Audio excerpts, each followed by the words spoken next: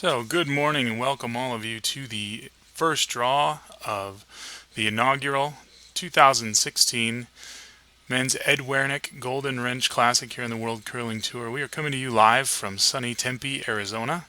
You see there we are at the Coyotes Curling Club on our YouTube channel, and thank you to the 12th End Sports Network as well for carrying this feed for us. We'll be with you all weekend, starting this morning to bring you what we are the World Curling Tour event here that we are very proud of at the Coyotes Curling Club. My name is Corey Brown. I'll be with you most of the weekend, bringing you the action from the ice. You can see we're getting ready for draw number one. You just see Jim Cotter's team finishing up the last shot draw there, getting ready to go. We'll be featuring them on sheet D this morning, Jim Cotter versus Richard Muntain. We'll bring you all that action in just a few minutes once they get started.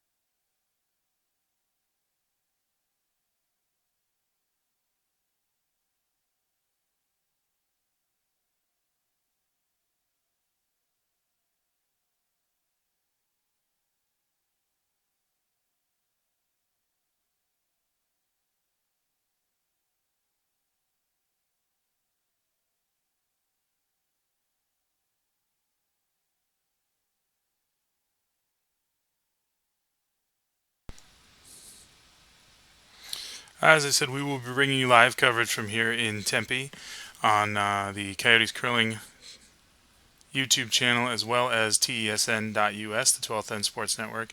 Check curlingzone.com as well for live scoring updates around the other sheets. We'll keep you posted on that and try to bring you all the action here. We look forward to having you with us all this weekend and are pleased to be bringing this to you from the desert.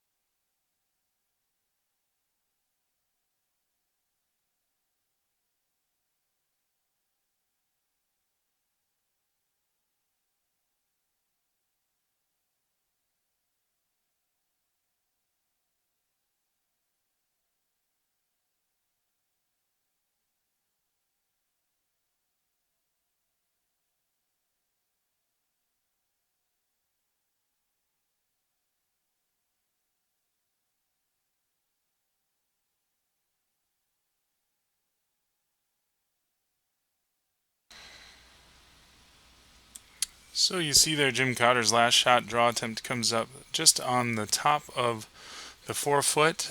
Richard Muntain, I believe, was in the back 12 foot, so that should give Cotter the hammer to start. We're about to get underway here.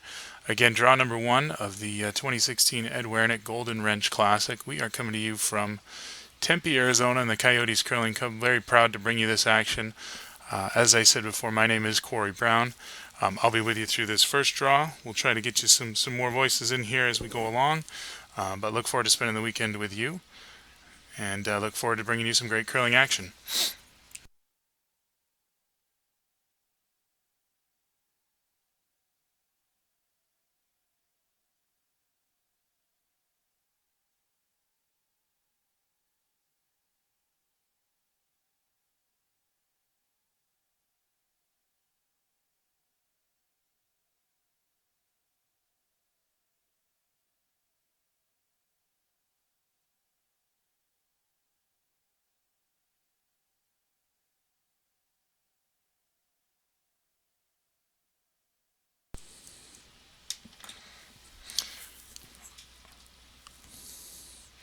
So first rock is away from the Muntain lead, Rodney Legault.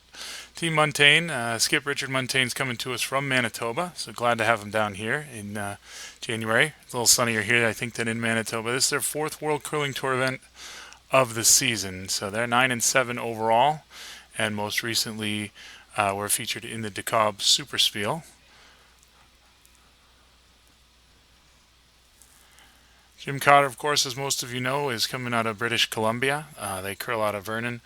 He and his team have been playing in 6 World Curling Tour events this year. This will be their 7th, and do have one championship when they won last September in the Grand Slam of Curling Tour Challenge Tier 2 2015 champions. So very accomplished pair of teams here. And the first rock for Team Cotter just coming into focus now.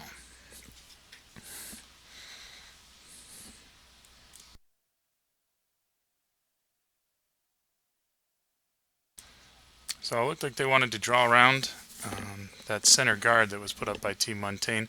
Did just get into the 12 foot, so not a guard, not covered up. It looks like Muntain's going to come up and take that right out.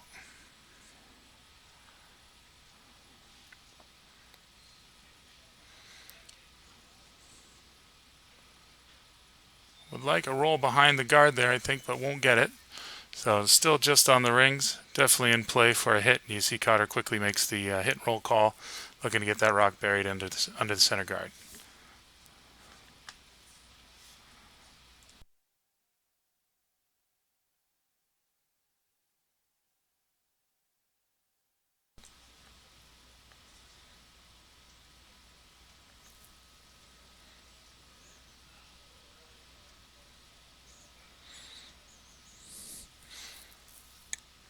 So second rock from the Cotter lead, Rick Sawatsky, does hit its target, but will spill out of the house. So we are just one center guard and onto second stones here in the first end.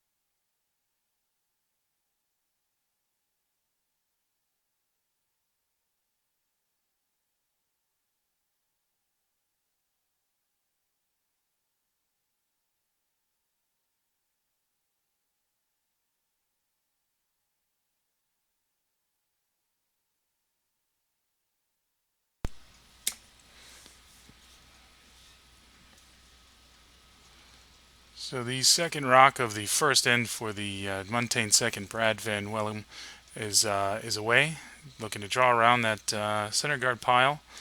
And it looks like he's got a good guard right to the top of the forefoot, and that is going to bury a little bit behind the center guard, just peeking out a touch.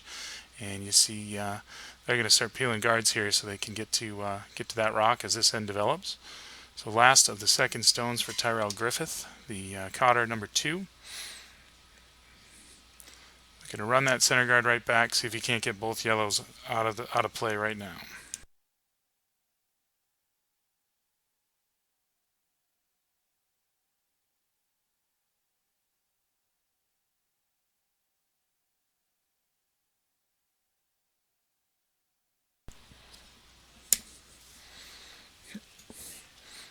And you see a nice run back there, so objective complete.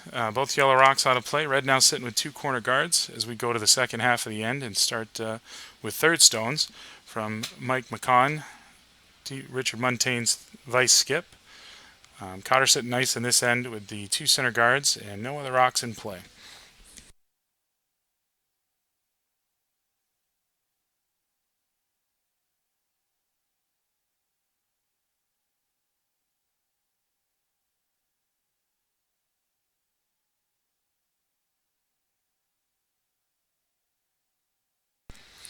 So with cover in the center, you see the call here is just to draw around, another out-turn draw. We're playing that side of the sheet here in the first end pretty exclusively.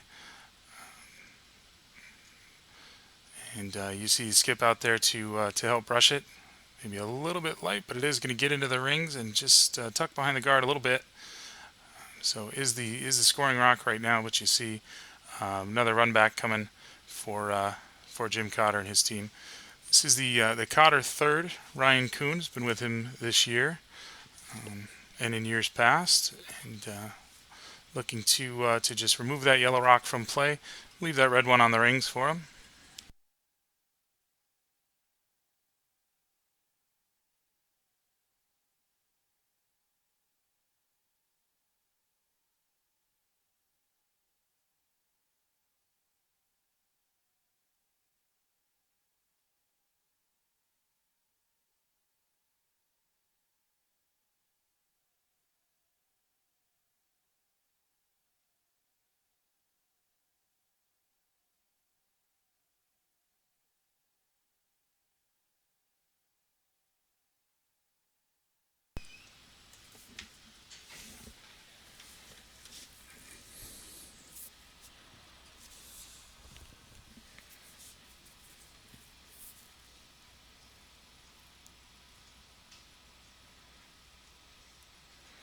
So the yellow rock was cleaned out, still a couple of red guards out front as the rock they ran back did spill as well. Still clean house here as we move deeper into the end. But looking to draw around now, just like last call.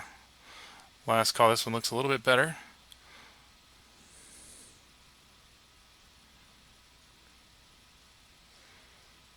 And about the same, rest in the top 12. Not going to curl around though, so Cotter will have a hit and roll opportunity.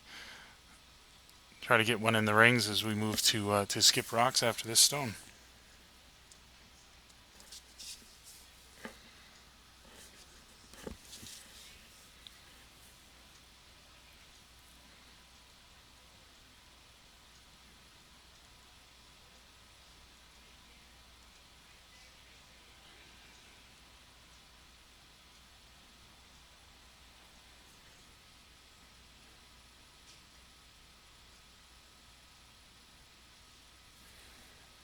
So you see a nice hit there and a nice roll from the second rock from Ryan Kuhn. Gets it behind that guard. Looks pretty well covered up. Won't be able to get to that rock without using the guard. So we'll see what the call is here.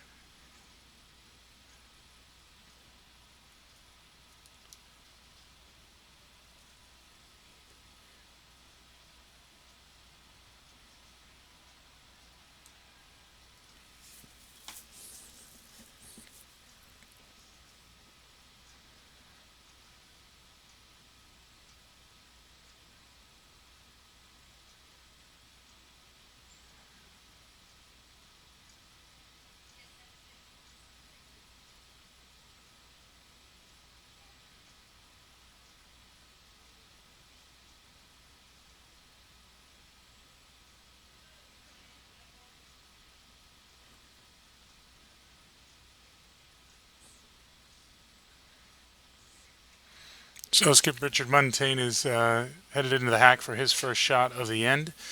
I'm going to run back that center guard as we thought.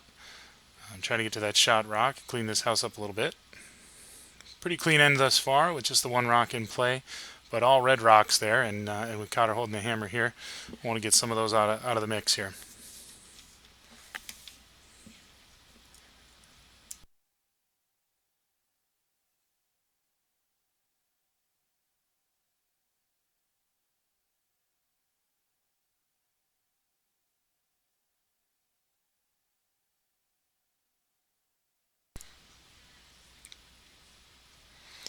And you see there, a nice hit on the guard, but runs straight back into the red rock, leaving one red in the rings and replacing the guard out front.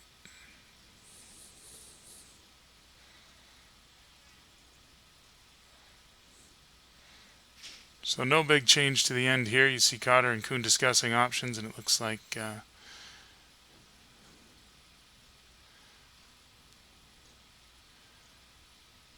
maybe just a draw behind that red guard. Get one deep in the ring, sit two with just a couple rocks to play.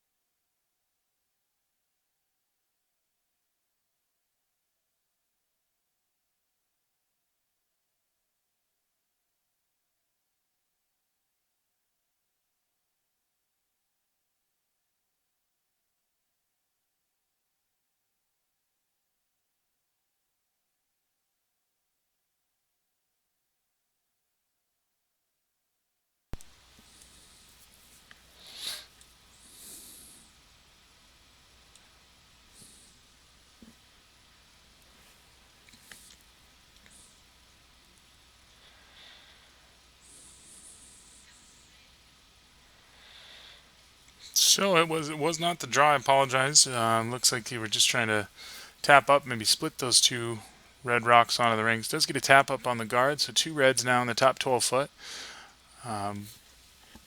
Second shot pretty well covered up, but can get to the shot rock here, right at the top of the 12, just off the center line for Skip Richard Muntain here with his last shot.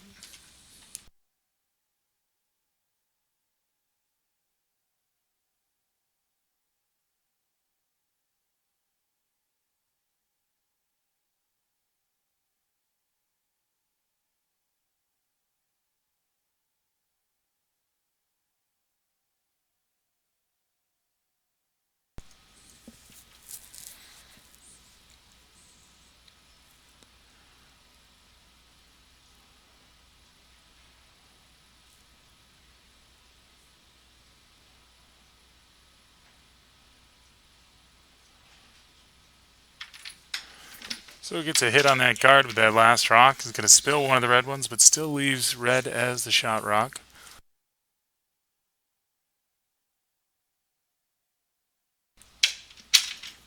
So early on here to close out the first end, Jim Cotter with a draw to the button. Going to take the intern side of the ice. Saw a lot of action on the other side of the sheet this end, but seems to prefer this side. A little more space over here, and just has to get full rock into the rings, and he will have his deuce.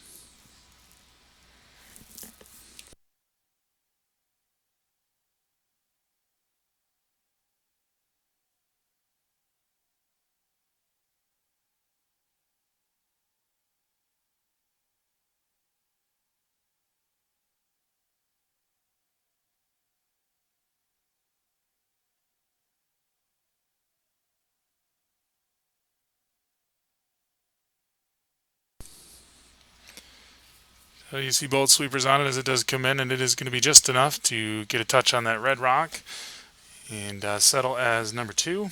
So 2-4 Cotter in the first.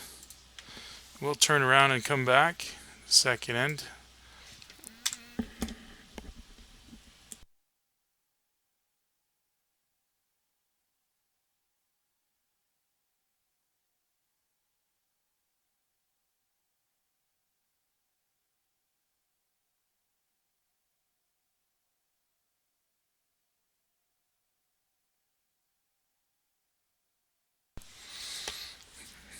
Other action on the sheet this morning, you see in the description there, we do have um, a game between Brady Clark, high performance United States curler, and Daryl Horsman, a local Coyote curler, some World Curling Tour experience. Sheet B, we have the team of Mick Lizmore, and he's taking on Doug Brewer. A couple of subs this week for Doug.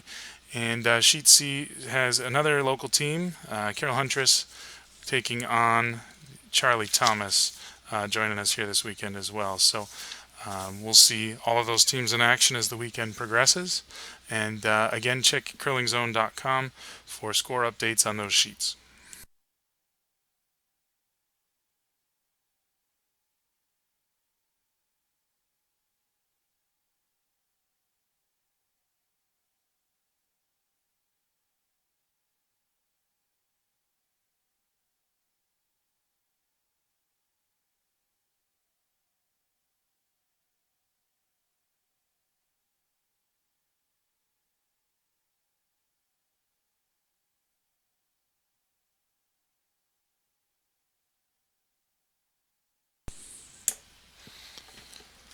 So the second end is underway, and the first rock for Rodney Legault, the Team Muntain lead, is into the rings, top of the 4 foot, and a quick corner guard call. Or I'm sorry, first rock for Jim Cotter into the rings, and a quick corner guard from Muntain. A long corner guard there, and Cotter's going to look to cover up his rock in the house.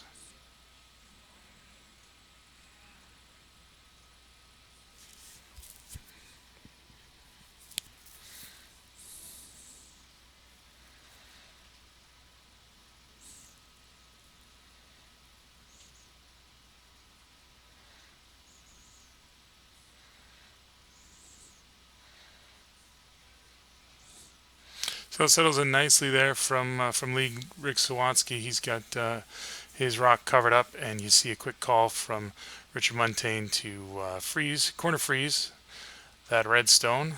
Got to move to the 4 foot here with a couple of good shots from the Cotter lead.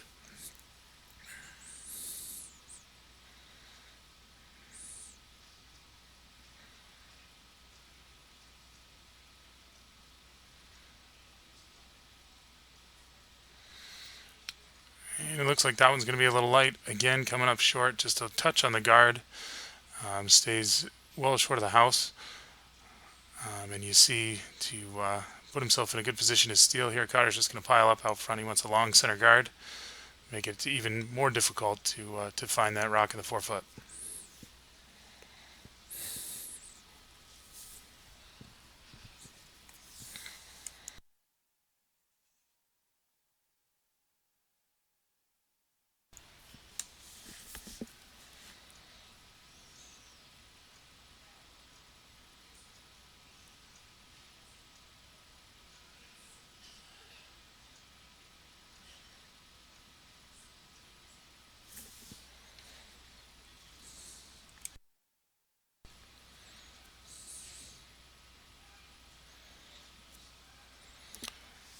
So maybe a touch heavy there, but does add some granite to the pile all around the middle, covering up that shot rock. It's a pretty good position again here for Team Cotter. And you see time for Richard Muntain and his team to start peeling some of those guards out so he can get to the scoring zone.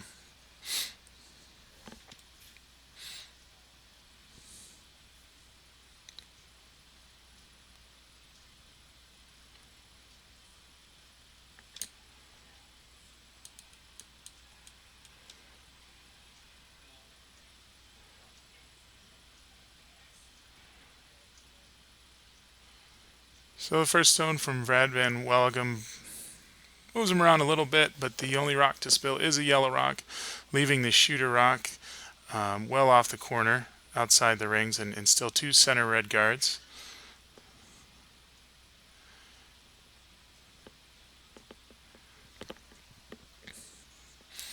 And it looks like we're going to try that long center again.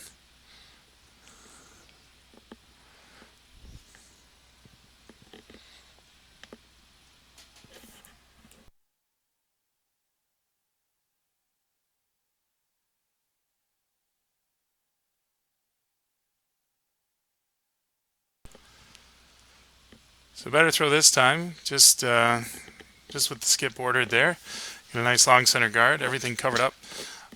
For Team Cotter here, and again, just trying to peel some of those guards and clean this up a little bit to give Team Muntain an opportunity to score here.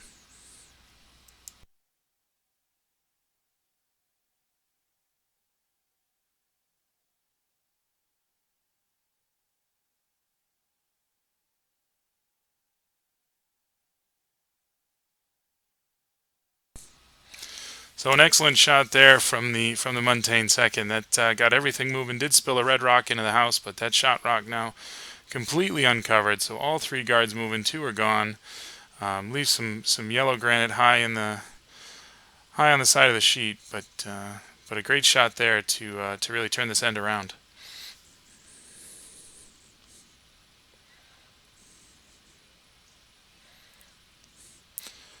And back to the guard game for Jim Cotter. Calling a center guard here again, just short of the rings.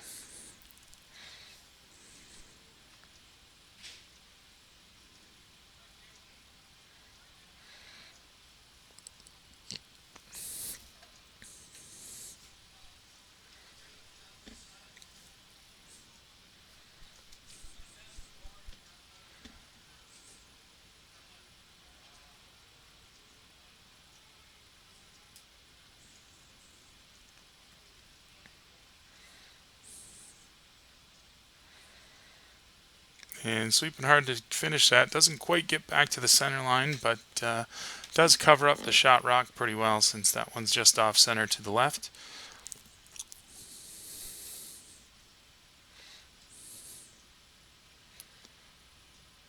So a guard on the shot rock, one red in the front 12 foot, and a couple options here for Team Muntain as they look to get into the paint and disturb that shot rock.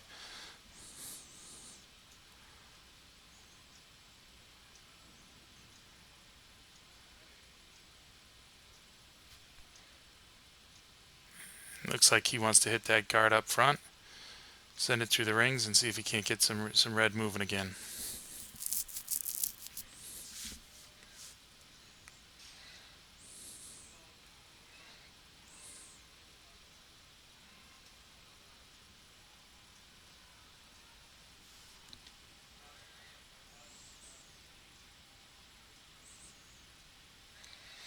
So is able to peel the guard, not quite able to get the run back to the redstone. Think it brushed it just a touch, but just pushed it a little bit closer to the center of the ring. Still two reds, and another center guard coming for Jim Cotter and his third Raccoon.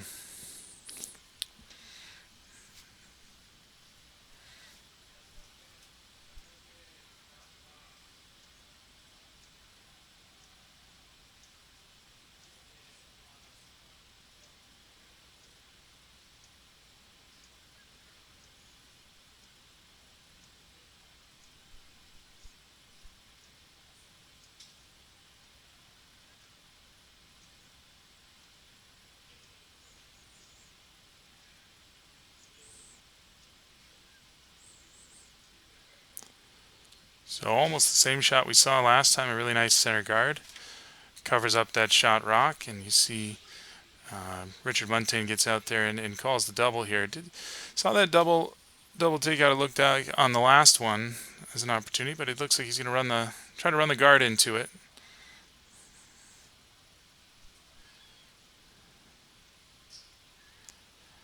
So same shot call as last time. Very close to getting the guard and the second shot rock with the last one.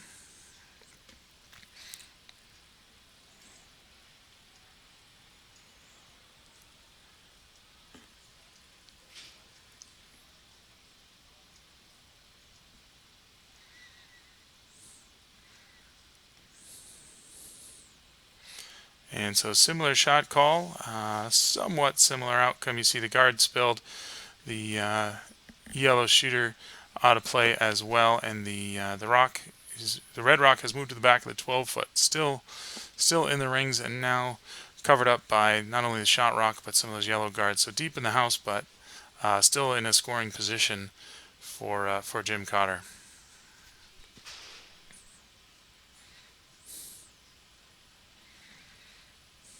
So got to think he's going to call another guard. Keep the pressure on here.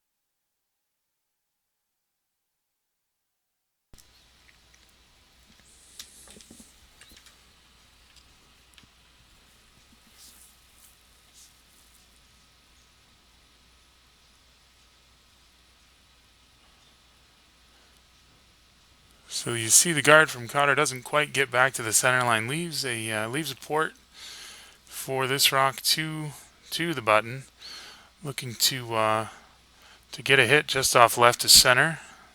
Spill that shot rock.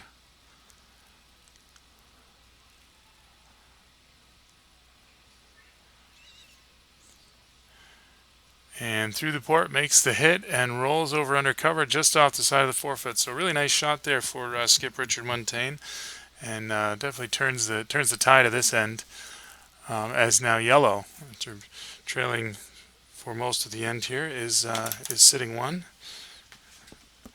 with just 2 rocks left to play.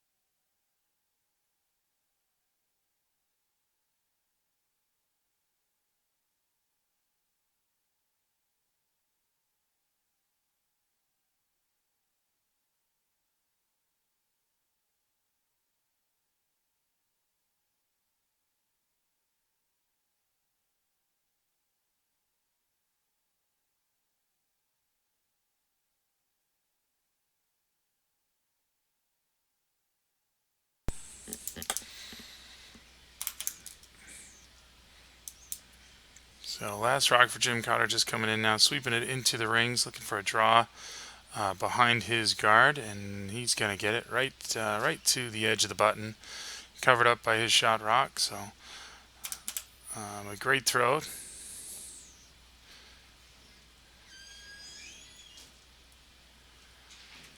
And looks like they're going to try to use that board again, see if they can't get a similar hit, and leave a second rock right there on the forefoot.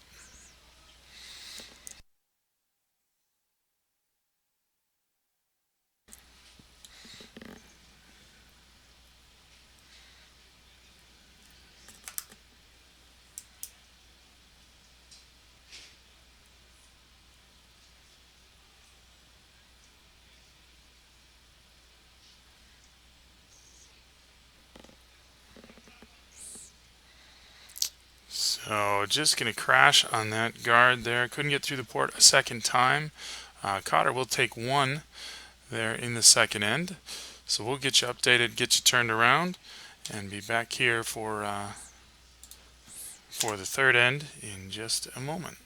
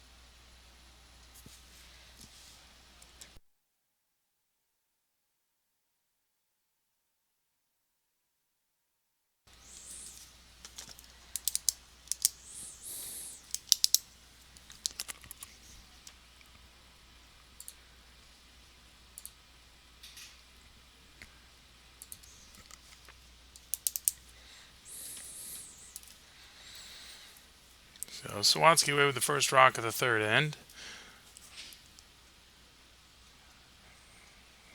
Much like the second end, playing without the hammer. Call is shot right on the top of the 4-foot circle. And brushing that into place just does peek into the 8-foot right on the center line. So nice throw to start the end. And you see again another quarter guard from Richard Muntain. So Legault looking to just throw a corner on the left side of the sheet.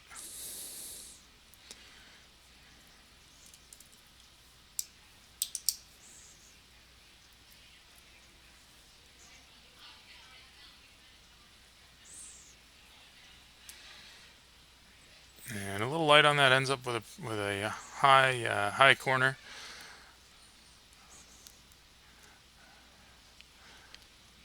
And back to the center guard game for Jim Cotter, covering up that rock in the rings.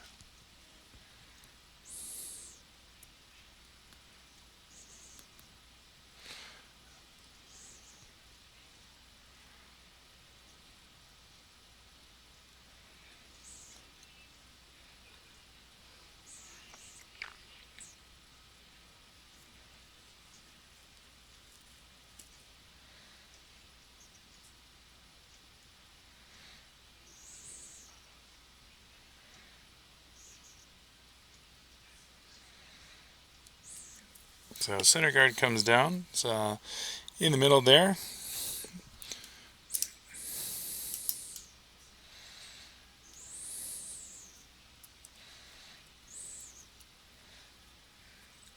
And you see Muntain looking to come around his guard on the outside.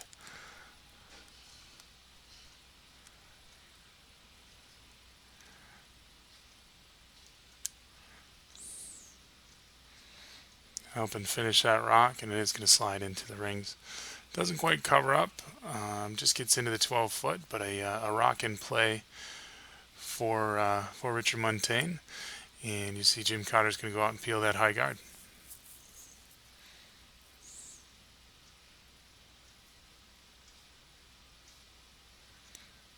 So 5th stone of the end, first rock for the Cotter second, Tyrell Griffith. And so now everything's in play to be peeled, and we're going to lose that first guard. Clean things up just a bit.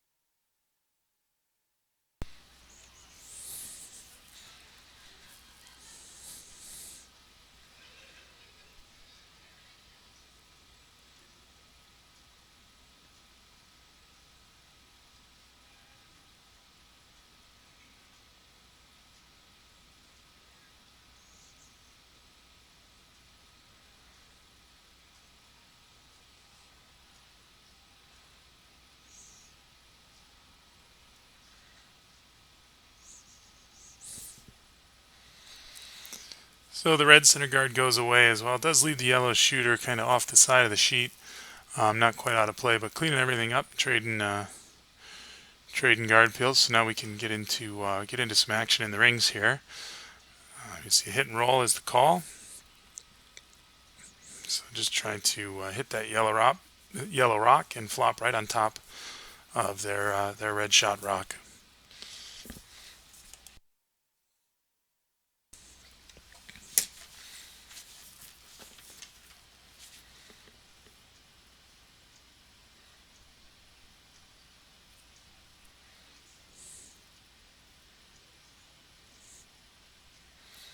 So it gets the hit, rolls over and touches the shot rock, just pushes it back a little bit toward the 4-foot ring.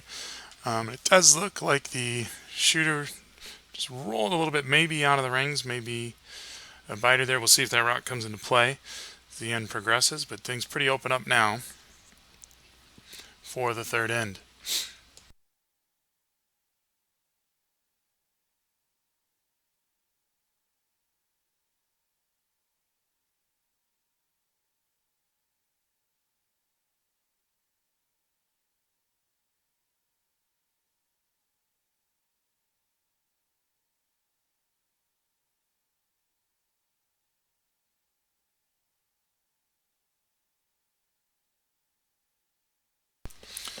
I think looking to maybe draw in there, they end up with a center guard for Richard Muntain. Quick peel call from Jim Cotter.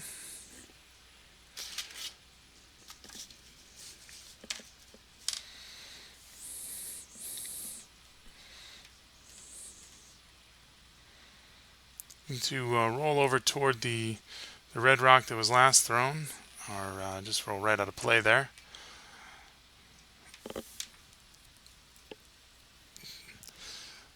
So much like the questions we have about whether or not that rock's on, you see, seems every member of Team Cotter is taking a look at that just to see if they are in the rings.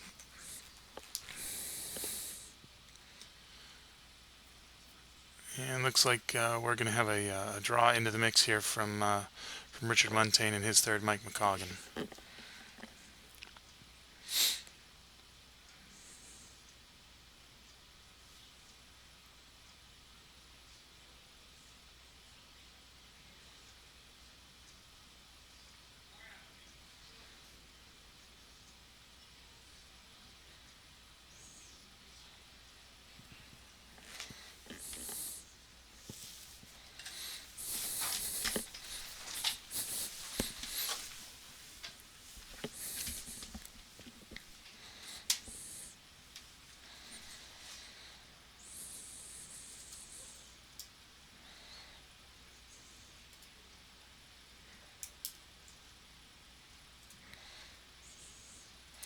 So another look at that potential biter out there as Muntain takes a look to see what he's up against. Now has one rock in play as I did get a touch on that red rock just on the top of the floor. Pushed it back open on the side of the button. Looks like Cotter's going to hit the yellow one, maybe flop in front of his or just stick right in front of it, I think is what he wanted. But that yellow one should be out of play here in just a moment. And there's the hit just off nose, rolls away from the red rock. So trying to create some space there. Looks like there may be a double there, but depends whether or not he thinks that red rock's in.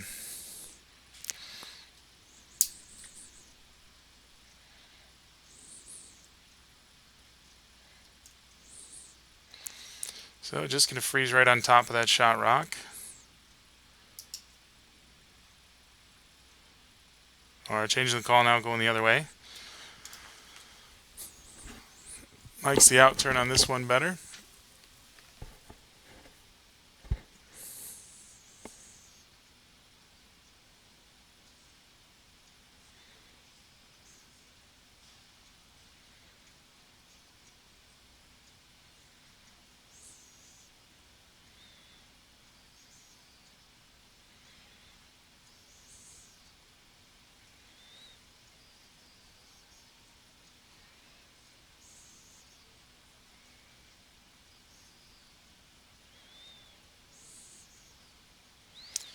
So just a bit heavy on that one, doesn't quite get all the way over to the red shot rock and is going to slide to the back of the 4-foot ring. You see it right there on the center line, right at the base of the star in our beautiful Coyotes curling logo. And just a hit here to run that yellow one out, leave 3 reds in the rings. So keeping the pressure on Richard Muntain here in the third end is Jim Cotter. This will be Cotter's first rock of the end.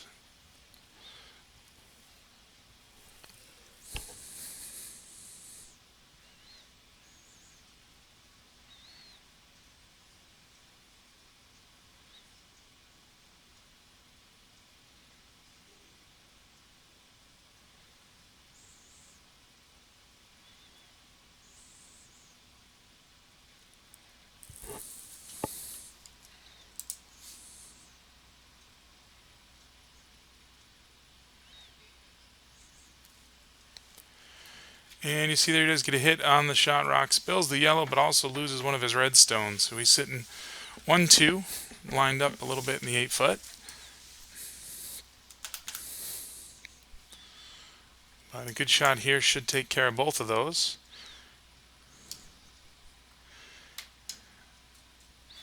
And depending on whether or not you think that red rock is biting the 12-foot, if it's not, we could be looking at a blank, and if it is, we could be, we'll see how this develops.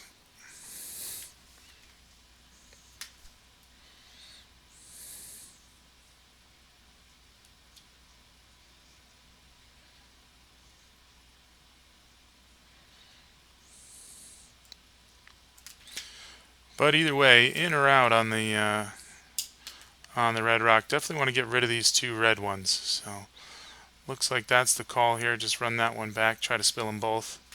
Maybe leave a yellow hanging around.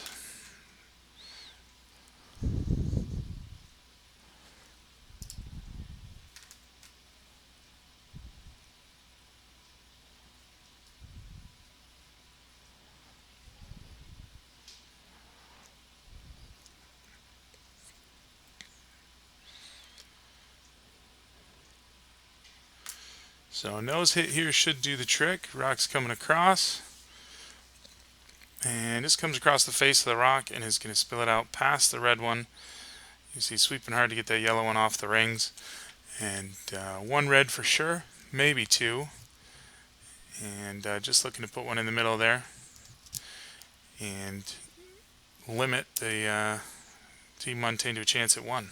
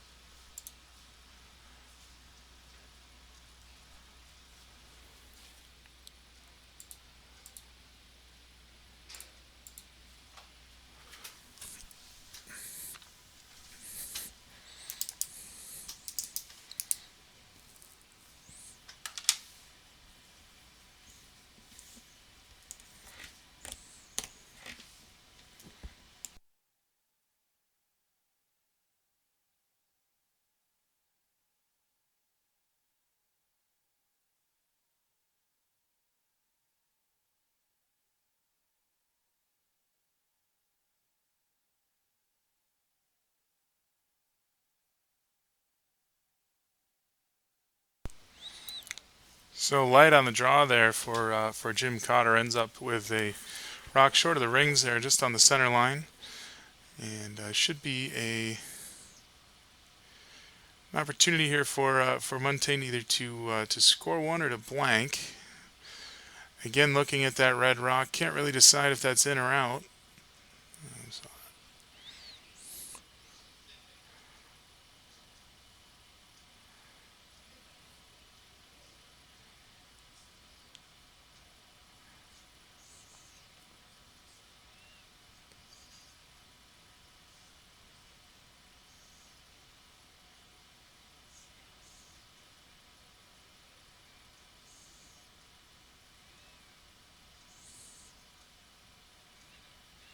Seems sure of one thing. We're definitely going to hit that red shot rock.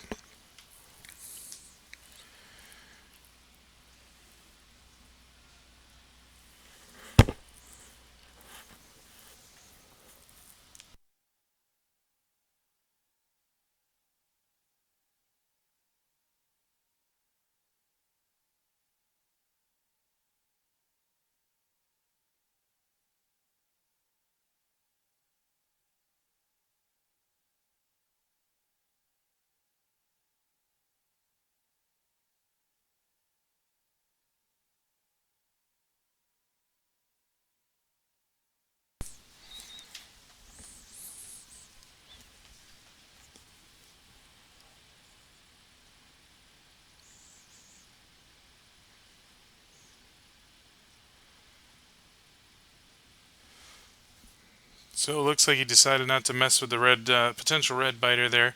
Yellow will take one out of that end as he gets it just off nose, sticks around to score. And unfortunately, we will never know if that rock was really in or not. But we will move to the fourth end now in a 3-1 game.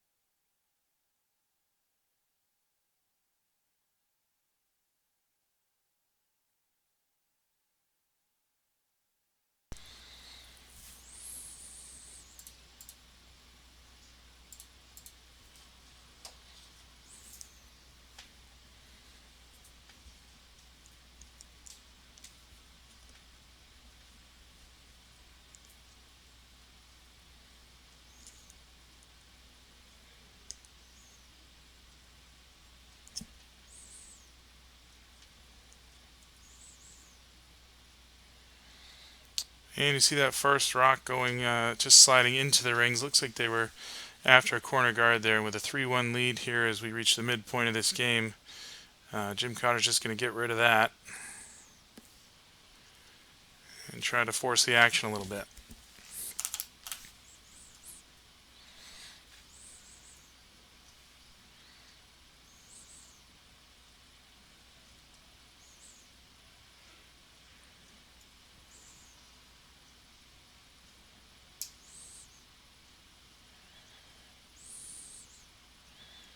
So a hit on the yellow leaves the red one right there. And we should get another hit here. This will leave the yellow one just shy of the rings. Give us a center guard.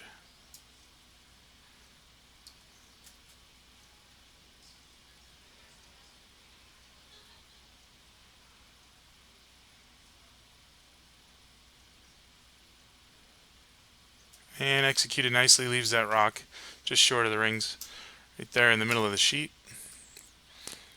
And you see Jim Cotter moving to put a rock out on the wing.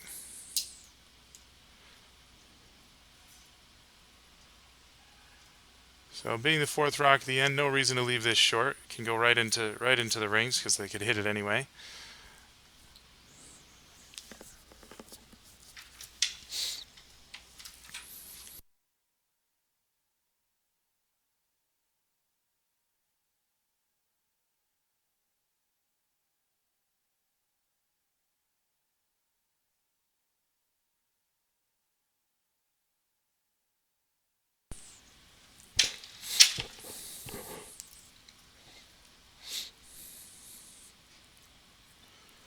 So a touch heavy on that draw, but does get the rock into the onto the wing of the sheet. Back 8, almost into the 12 foot, a little deeper than they probably would have wanted. And so far going to be ignored by Richard Muntain. Looks like he wants to consolidate his center guard, put another one out there a little bit higher.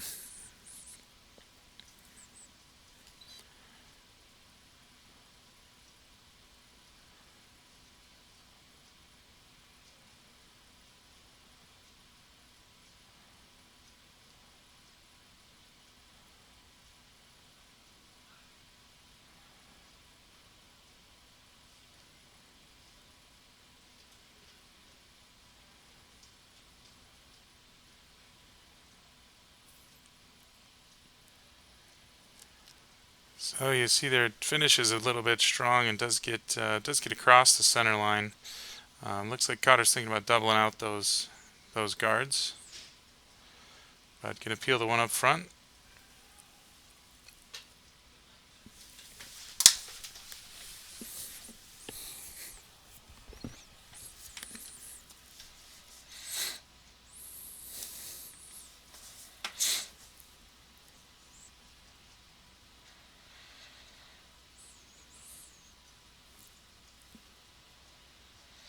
And an excellent throw there from Tyrell Griffith. Does get both of those yellow center guards. So just off center, and they both go. And a little bit of cover for the rock in the rings, as Team Cotter's left with a bit of a corner guard.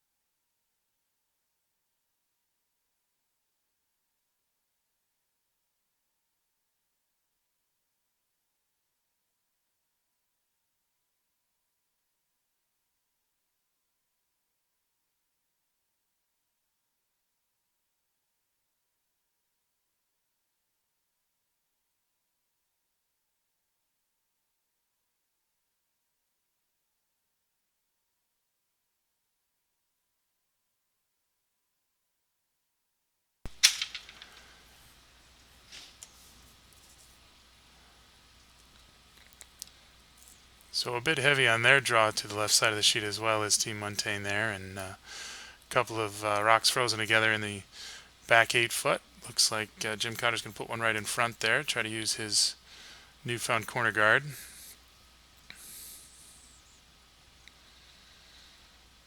This one looks like it may also have a little bit, but it is going to have a catcher there in the yellow one maybe.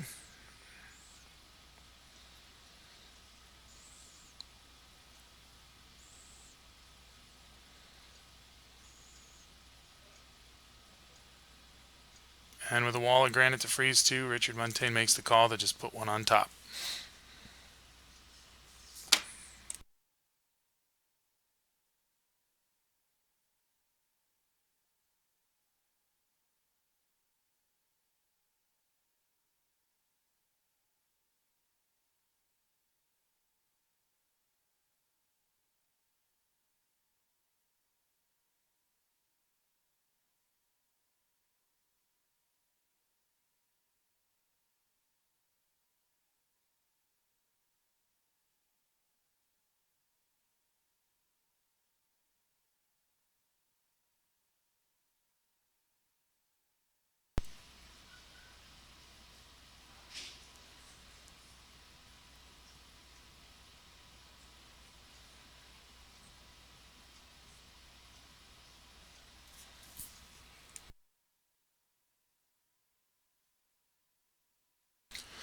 So we look to be mulling a couple options here, and it looks like we're going to try to hit those yellow ones onto each other. At least spill the back yellow with a backline weight.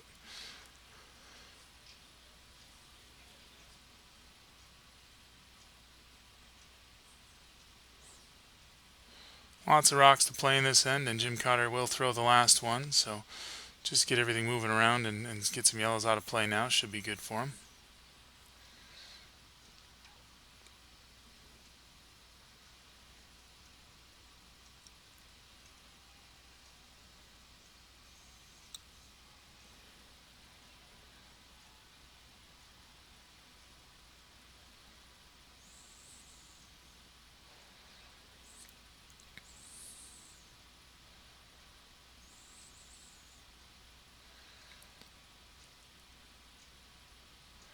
So it does get him moving, doesn't get him out, but leaves a red one on the back of the 4-foot.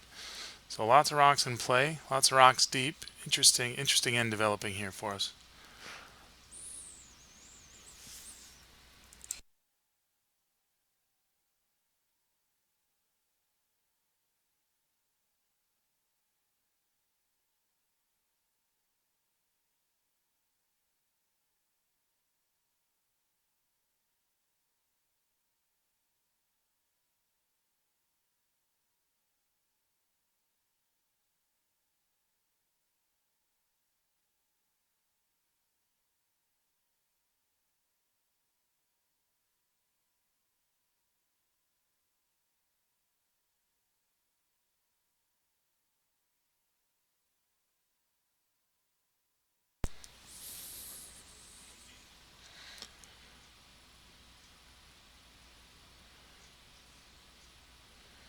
So waving off any broom on that takeout from Mike McCoggan, and we do get a hit on the shot rock, spill a yellow rock in the back, and the shooter goes as well.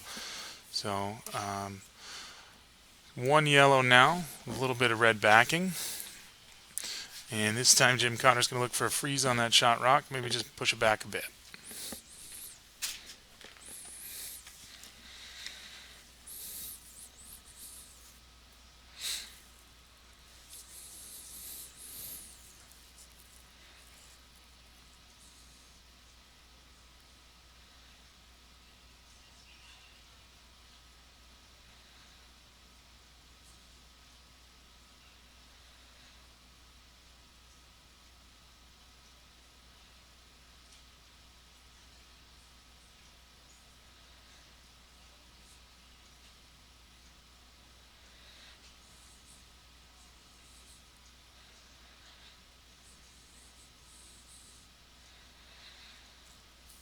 And sweeping really hard just to get that rock to the front 8-foot. Going to come up a little bit light on the freeze attempt.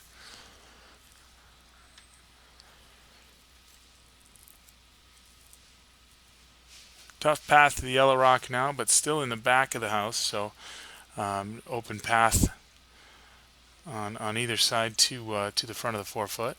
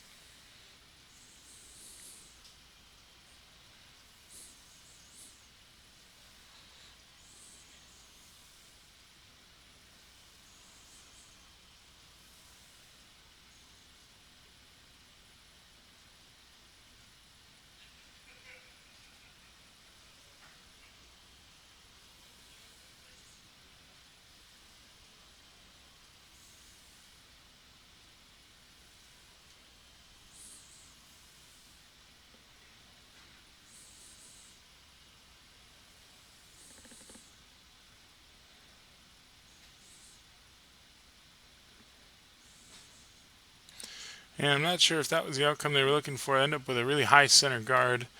Thought he was looking to maybe cut off draw path there, but doesn't get enough weight on it, and looks like Cotter's going to try to get onto the button.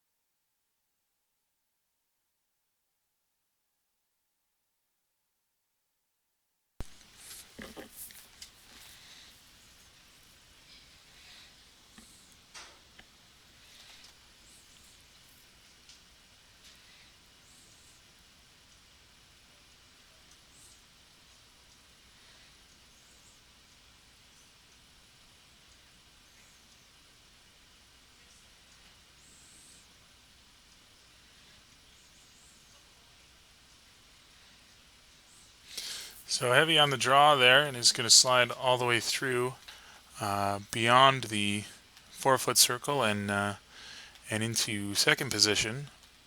So still a yellow scoring rock covered up, but still a path to the button if they can find that draw weight.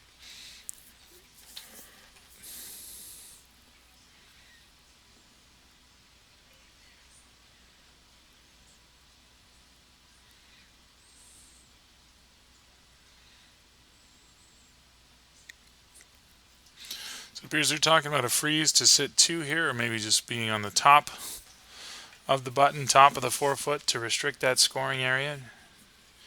Maybe one last attempt at a steal here. Freezing to the red one that the Cotter just threw would definitely leave an open draw here, but put a little pressure on with 2 yellow rocks in, but a lot of backing there. So it looks like they've settled on the front of that 4-foot circle in the button to restrict that draw opportunity even for 1.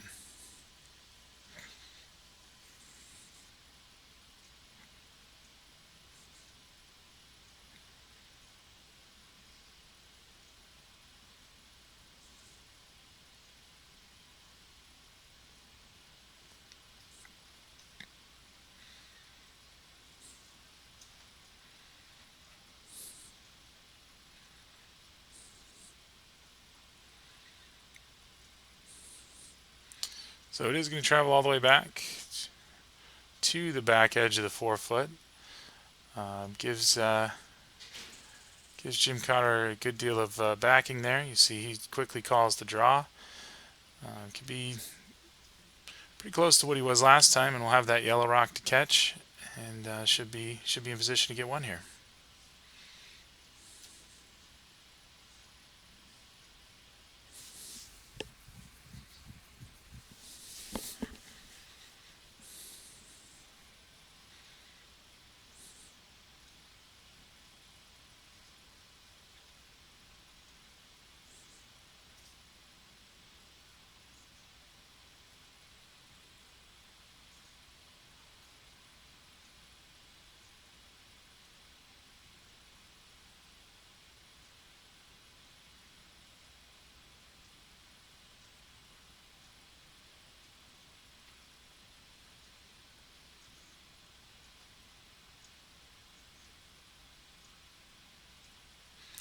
And there you see the heavy draw, similar to his last shot on weight, with the yellow one there to catch it. Cotter will take 1 from the 4th end. So with half of the game in the books, you see Jim Cotter with a 4-1 lead over Richard Muntain. We'll switch the hammer, we'll switch ends, and gets right back to it.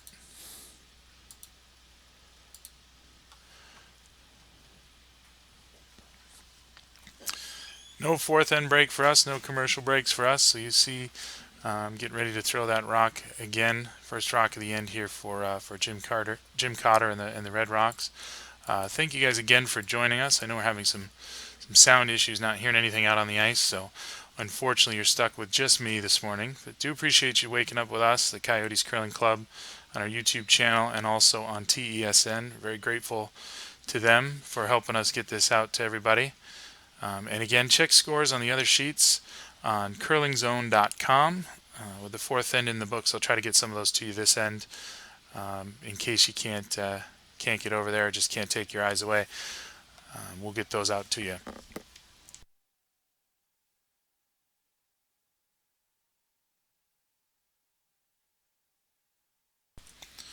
So similar strategy as we've seen each time Cotter's been without the hammer. In the second, third, and now the fifth end, starting with a rock on the top of the forefoot. This one does travel all the way to the top of the button. And Muntain, as before, to the corner guard.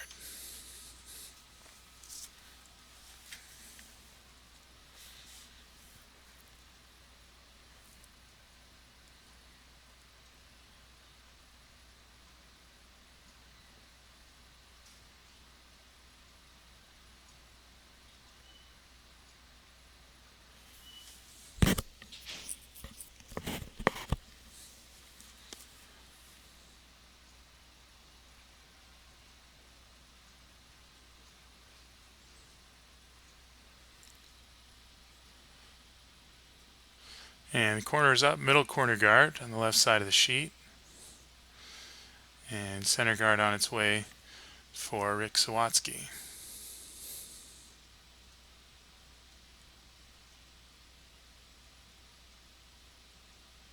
And coming down fairly tight to the rings, right on the center line. Poking out just a bit, it looks like, but pretty well covered up. And we're going to try to freeze right on top of that. Bringing action to the middle.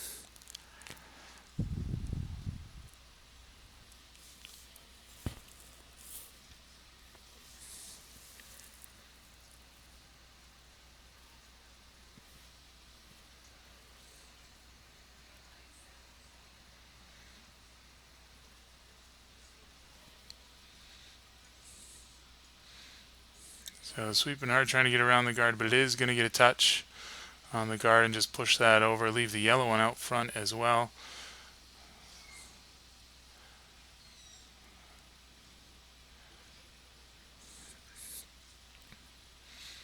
And with the shot rock on the button, looks like we're going to move the guards around a bit. Try to leave two red ones out there, covering it up. As we said, we get you some scores from the other sheets. Over on sheet A, the game between Brady Clark and Daryl Horsman is into the fifth end. Clark's holding a 4-2 advantage there. Mick Lizmore on sheet B leading Doug Brewer in the fifth by a score of 6-0. And on sheet C, our other Coyotes team, Carol Huntress, down right now to Charlie Thomas by a score of 7-1. And we are, of course, at 4-1 here in the fifth end. We get the yellow guard now removed. Red center guard in a bit of a better position after the shooter sticks. Right in front of the shot rock, a little bit tighter to the rings and covering things up a little bit more. Looks like we're going to try to remove that one from play.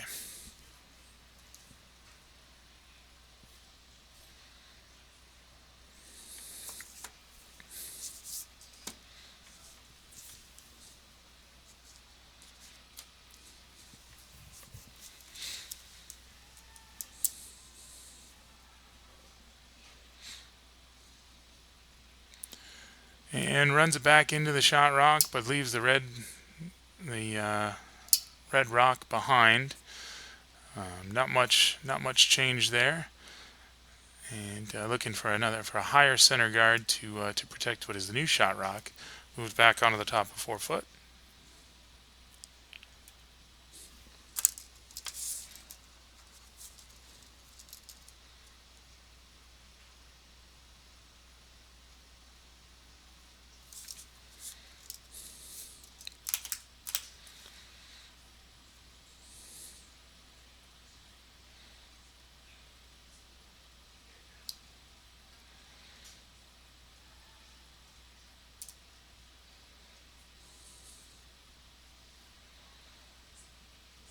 So sweeping to finish it on the center line and will be successful. A very nice throw there. So we have a rock in the middle and two guards covering up. Seems maybe a little open. Looks like Richard Muntain's going to try to get through the port and get to it.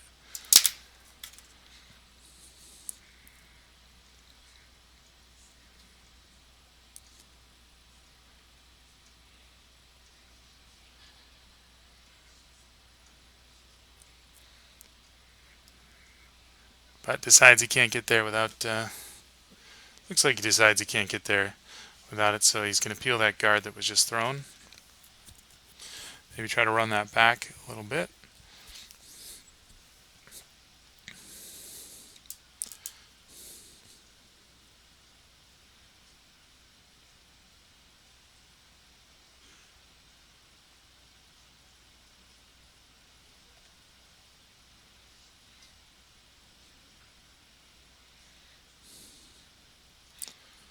So both center guards moving, opens up the shot rock, leaves a couple of yellow guards just off left center. And still a red corner out there as well. But you see Cotter going back as we've seen before in previous ends. Shot rock still unscathed, so cover it back up.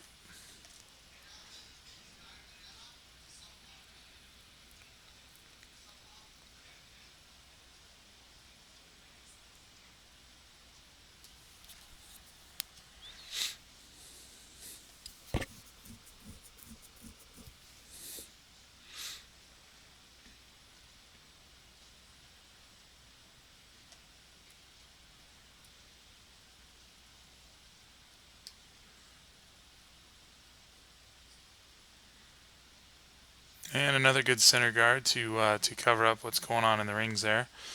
No port now, as that last yellow rock did settle right next to the other yellow corner. So only way to the shot rock is to freeze from the other side. But it looks like we're going to peel that guard again. Maybe try to run that back. Should be pretty straight run back into things. Just off center and could spill them both.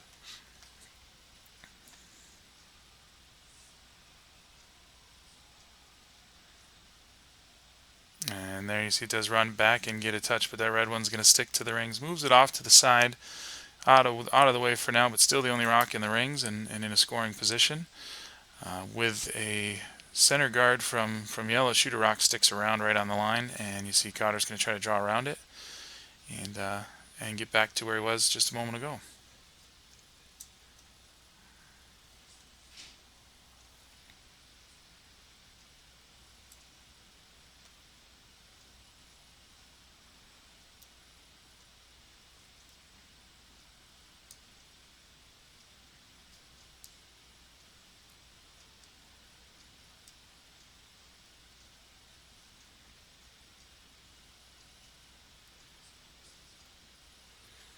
So it looks like it might be just a touch heavy, but probably if there's a time to be heavy, it might be that does get covered up with a little extra travel time. But behind the tee line like that, yeah, you see Richard Muntain quickly just right freeze on top of it and cover up the pin.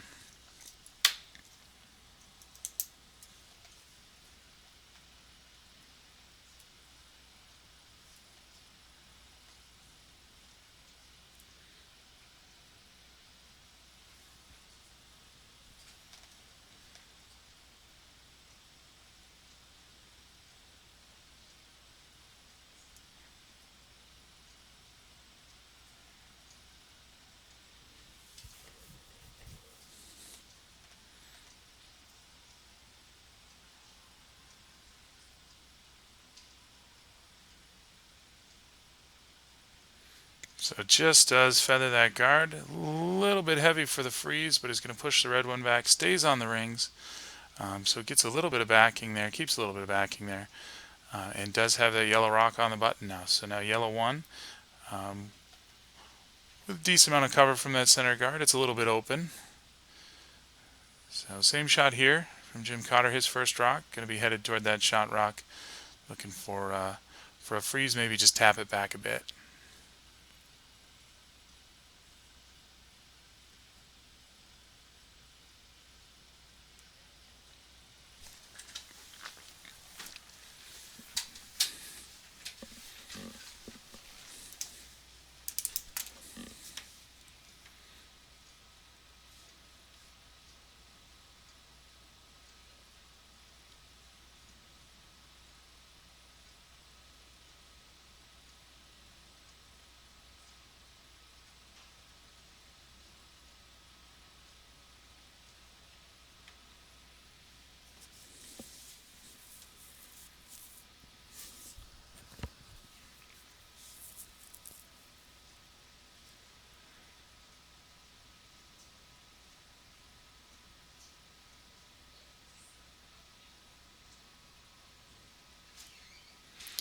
So light on the draw there, and does get a touch on the guard. Not able to slide by on this one the way that McCoggan was with his last rock.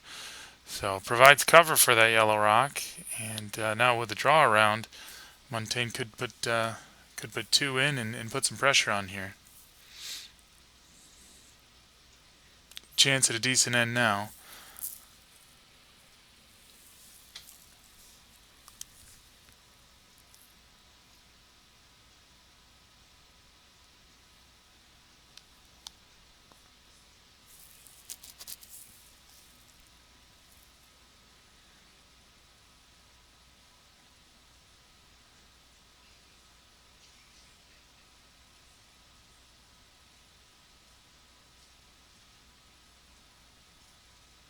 So out-turn draw here for Richard Muntain, the lefty. We just saw a good draw to the button there, and then another one come up a little light. So I'm going a little further out here. Definitely want to get around everything and just get inside of the 12-foot circle with some cover, and we'll be sitting two and sitting nice in this this fifth end. But it looks like he's going to be light too. So, but open, so it gives him an opportunity to maybe push that back, come all the way around. Just needs full 8 foot at this point for a second shot rock, but Cotter's got one more.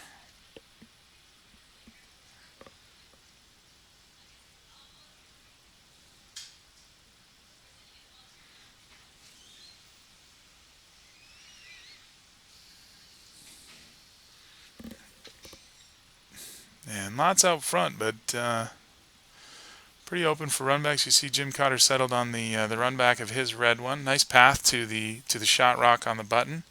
If you can just get it just right of center from his perspective, should be able to avoid a jam and may just leave 3 red rocks in the rings here.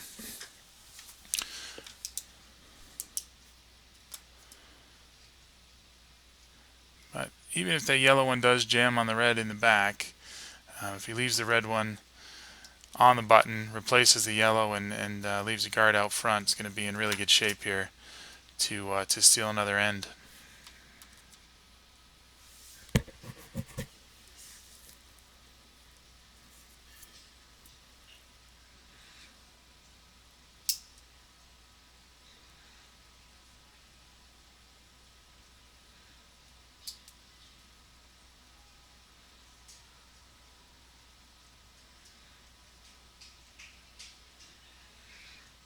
And there you see it does jam on the red stone in the back, leaves the yellow one around, but actually now red's sitting 2 with that rock we saw earlier slide off to the wing, touching 8 foot, yellow rock full 12, and of course just off the button is that red rock completely covered up.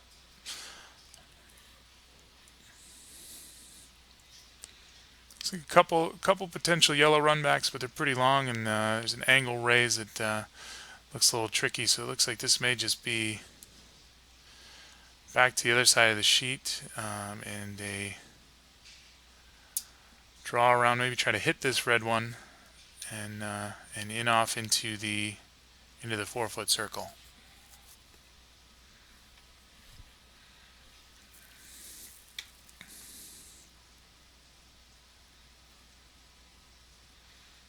So that's what it looks to be. He's moving out of the hack pretty quickly.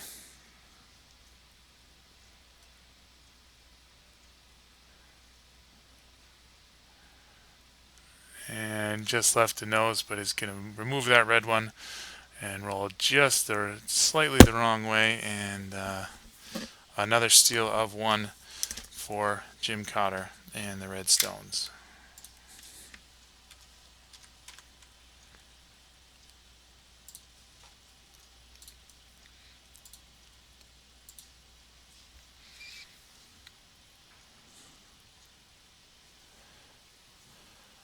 So you see 5-1 as we move to the 6th, just a few ends left to go. Jim Cotter will start this one off again, and you see same call as we've had each time he's been without the hammer. Another rock, top of the 4-foot. At this point, shouldn't see any change from Richard Muntain is going to need to put some points on the board, so I think you'll see that corner again.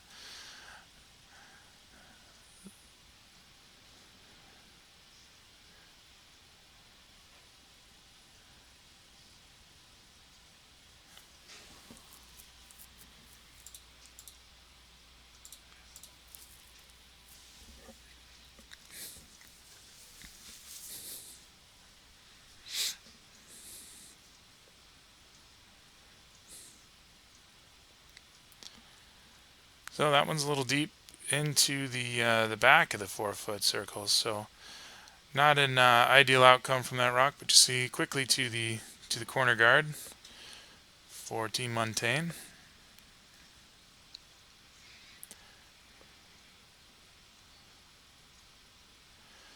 We'll see if that rock being a little heavy on the first is changes the complexion of this end at all.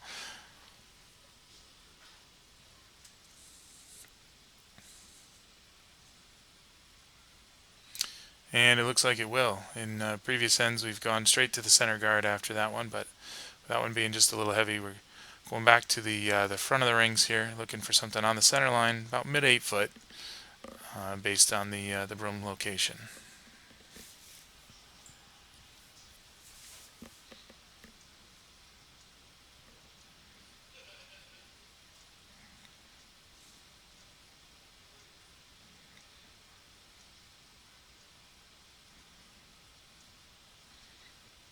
And it looks like we may be a little bit heavy again. Going to slide to the back of the 4, nestle up on the red rock already, and you see we're coming into the middle now for Rodney Legault on his second rock.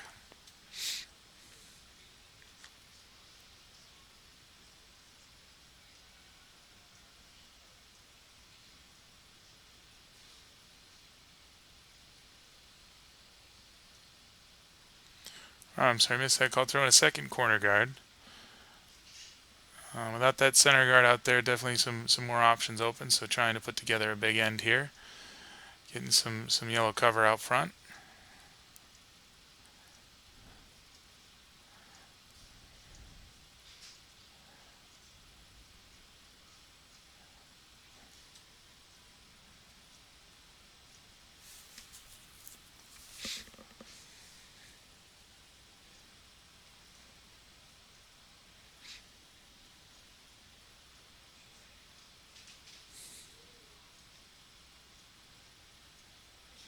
And so first guard is peeled away. Looks like he wants to just replace that.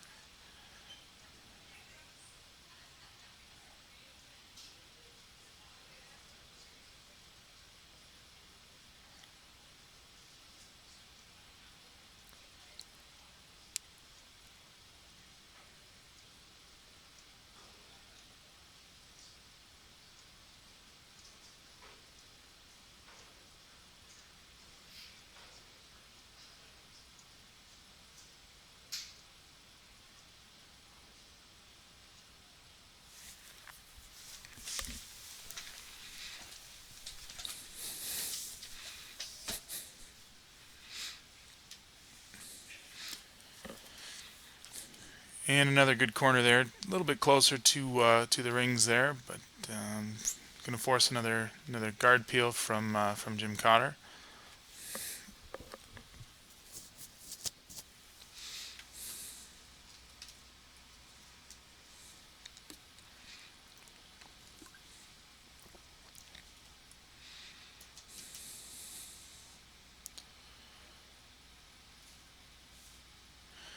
And the peel is made. Guard goes away. Shooter spills out, and we're going to have another corner guard here.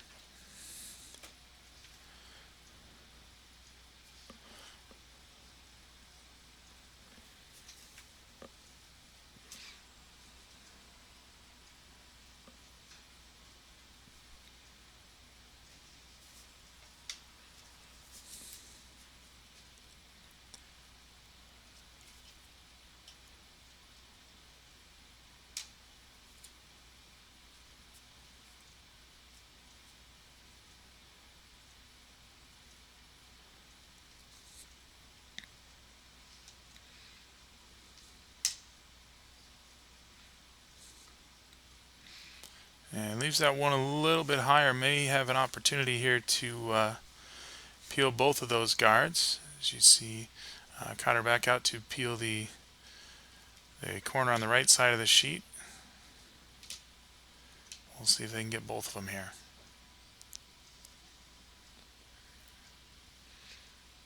And you saw him take a quick look to the back of the house, and you see the rock then slide by.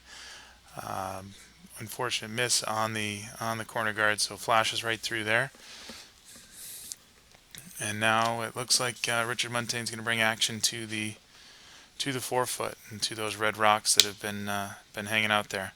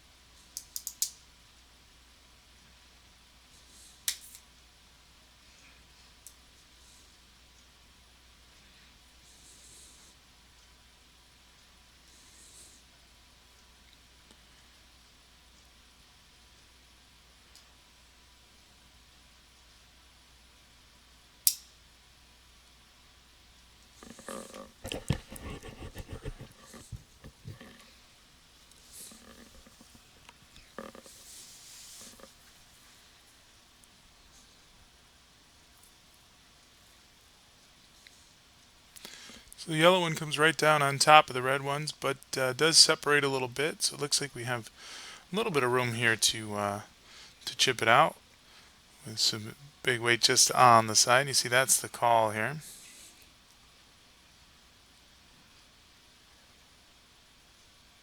So we'll lose a red one, but that's okay. The yellow one is out as well. And the shooter spills too, so we have just the one rock in the rings now. Sitting back of the 4-foot, so we'll see what Richard Muntain decides to do this and with Mike McCoggan's second shot. So looks like they're after a freeze on that rock.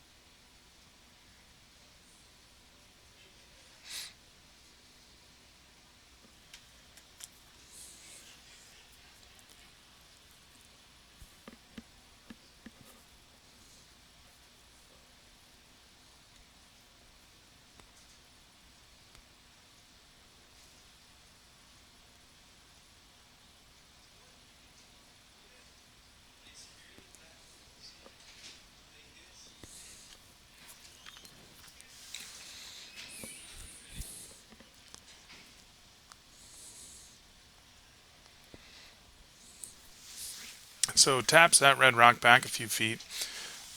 Doesn't freeze right to it, but still in front of it. So not a bad position. Does give Jim Cotter some options in removing that stone without disturbing his red rock. And it looks like that's what we're going to try to do here.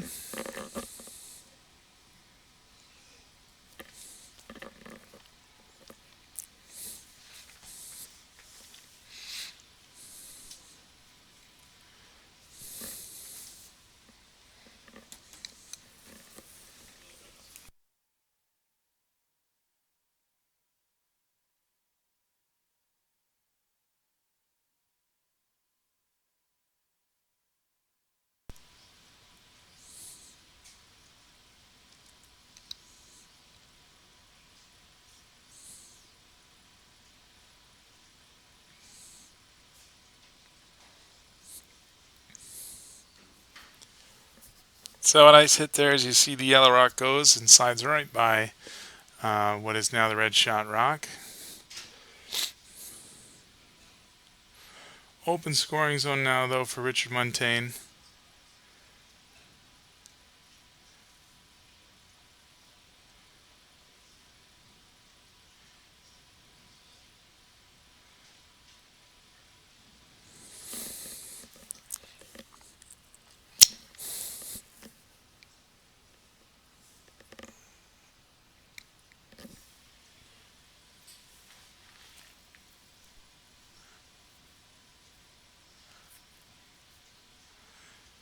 Like we're going to try to use those corner guards here. Get one in behind, cover it up, and see if they can't set themselves up for a deuce here in this sixth end. Close this gap a little bit.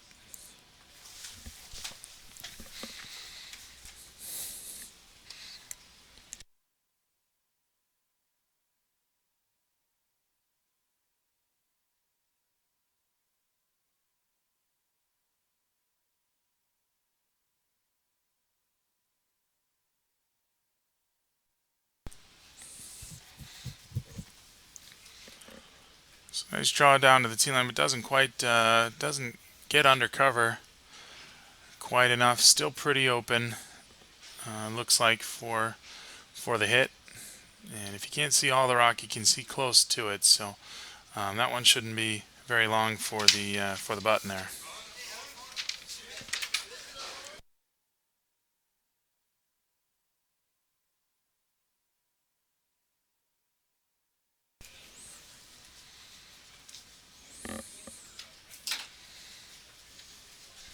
So last stone of the end here for Jim Cotter, just looking to make that yellow stone go away. Like to stick the shooter somewhere outside of double possibility. Good time to force Team Muntain to one.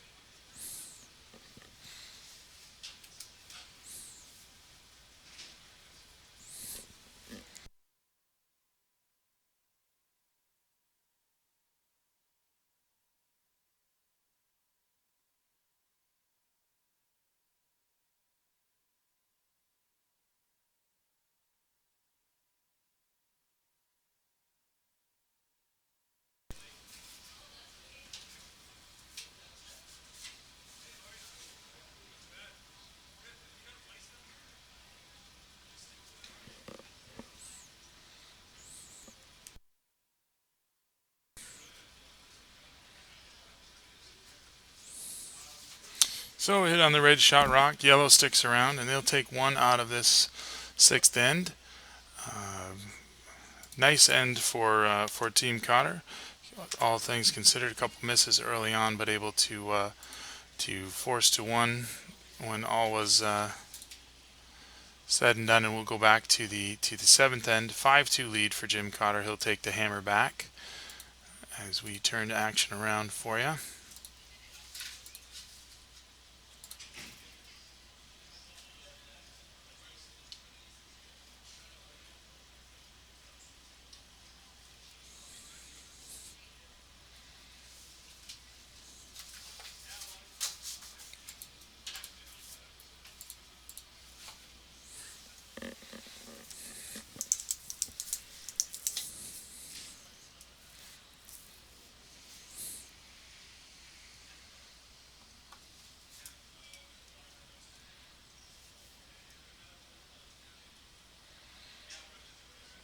So you see the difference in strategy there without the hammer. Each time Richard Muntain's been in that situation, he's called the guard. That one he gets a very high guard just off the center line.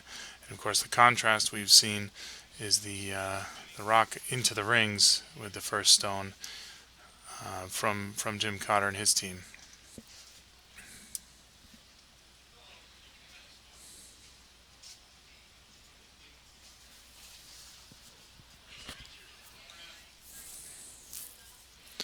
And you see he's going right into the rings here as well with a 5-2 lead.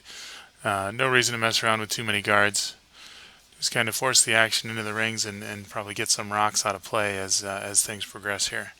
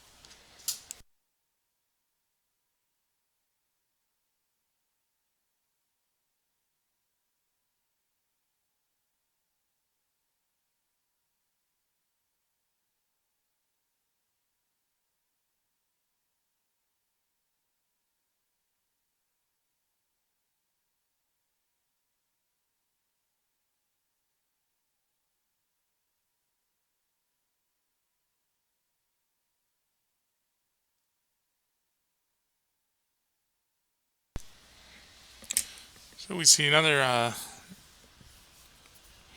well, not come up light there, but we got a hit on the high yellow guard, trying to get around and get another red rock into the rings, leaving some granite up front. So a couple high guards out there for Rich Muntain to use.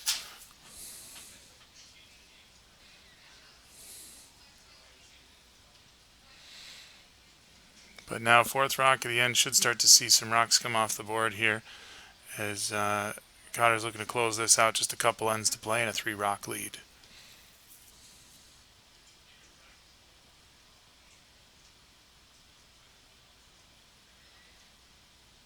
And so you see another very hard guide. That one just over the line and in play. And it doesn't look like it's going to be there for long as we're going to start taking granite off the ice here.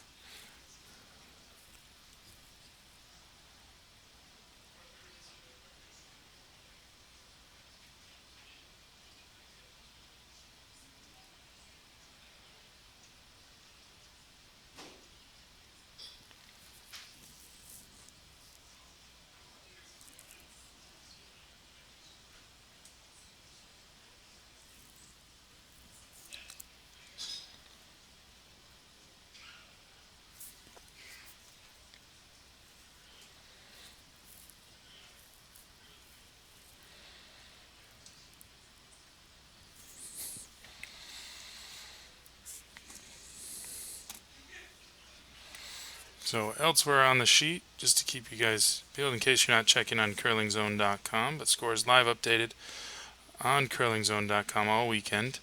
Handshakes on B&C. Mick Lizmore with a big win over Doug Brewer this morning, and Charlie Thomas opens with a victory over the team of Carol Huntress, the Coyotes team of Carol Huntress. Over on sheet A, though, still in action, sixth end underway. Brady Clark leads Daryl Horsman 5-2.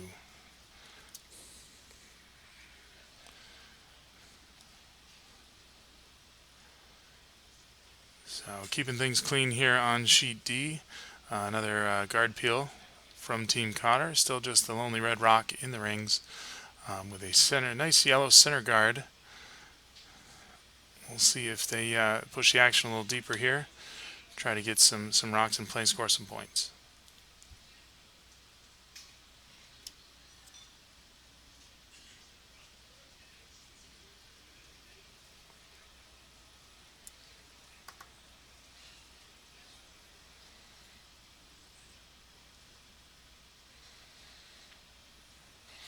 We mentioned over on sheet A we have Brady Clark and Daryl Horsman. Brady Clark with an advantage in that game, as we mentioned. We'll see him on a feature later on this afternoon. Our third draw at 1:45 p.m. will feature that team of Brady Clark and his guys against the number 1 ranked men's team in the world per World Curling official WorldCurlingRankings.com and Mike McEwen. So do tune in with us then.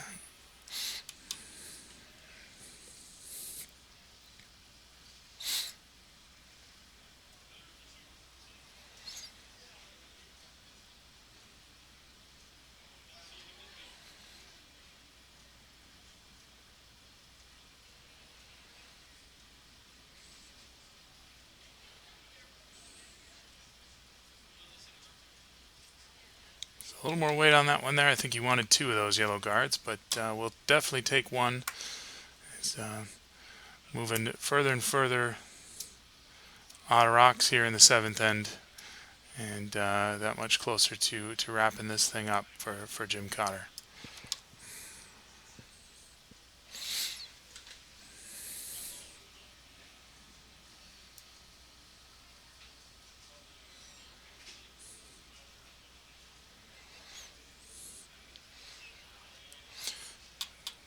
So these teams this morning opening up on sheet D. These are 2 of our teams from Pool D. 4 pools of play here. Round robin format, and then a playoff on starting Sunday morning. Along with Richard Muntain and Jim Cotter in Pool D, we have the top-ranked U.S. men's team of John Schuster. Also Craig Brown's number 2 ranked U.S. team, and Daryl Sobering is joining us from Colorado as well. That'll make up Pool D. We'll see some more of those guys as the weekend progresses.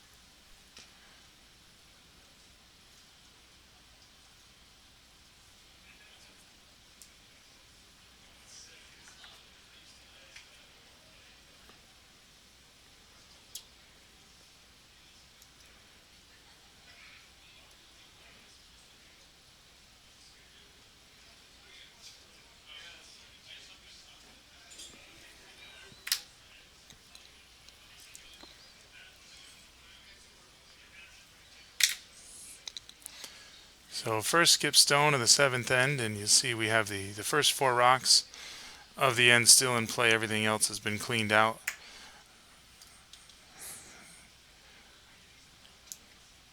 And Richard Muntain looking to make a move here.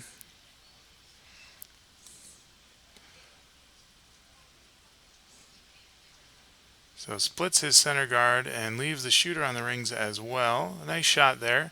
Opens up the red shot rock and leaves 2 yellow biters.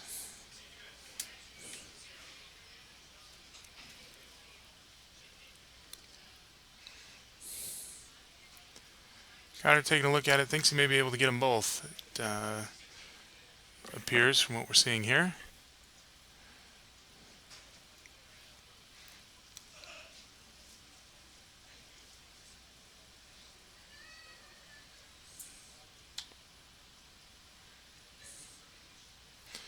Should get at least that yellow one just off the right of the brush, and I think he's after the double here, get both those yellow rocks out of play and command this end.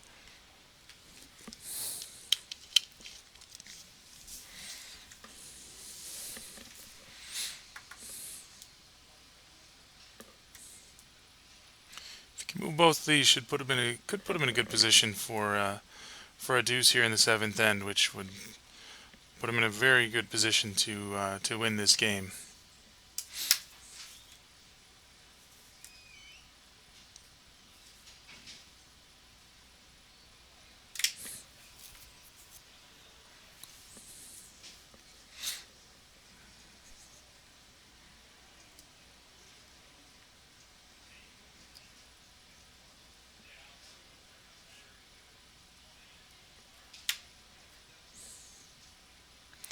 So 1 yellow away, 1 still around. And you see a quick call from Rich Muntain and Mike McCoggan. He's going to hit that red rock. Leave a couple yellows in there.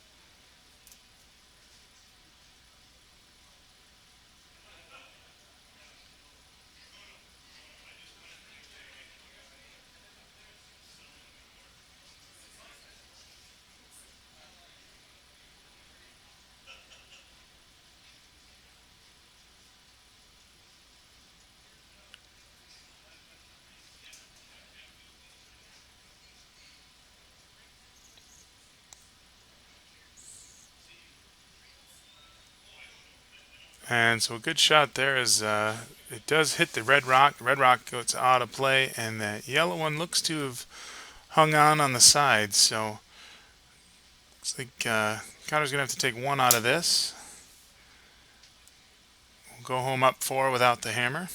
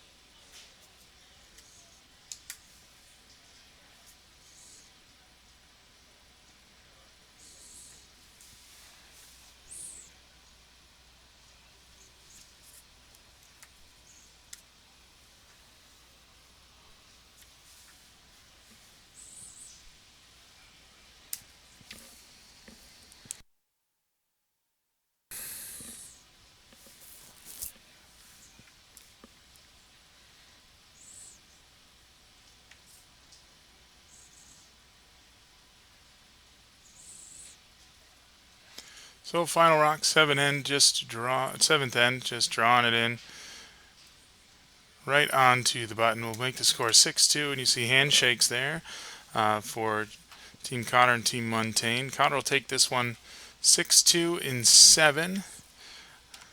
Over on sheet A, it looks like Brady Clark and his team have opened up a 9-2 lead. That says it's in the 8th here on Curling Zone, but should have draw 1 just about wrapped up in the book. So early on in pool play, Draw 1 of the Ed Werenich Classic, the inaugural 2016 edition. A win for Brady Clark on Sheet A in Pool A. Pool B, Mick Lizmore is off to a 1-0 start. And as we said earlier, Charlie Thomas took the win on Sheet C in Pool C. Isn't that convenient? And over here on Sheet D, we saw Jim Cotter take care of Rich Muntain. 6-2 will be the final. And we will see you back here for our second draw, 10:15 a.m. out here in Arizona. We'll be featuring an All-American matchup, again on Sheet D, between Todd Burr and Pete Fenson. So, Pool C play coming up. We'll see you back here. Until then, thank you for joining us, and we'll see you again shortly.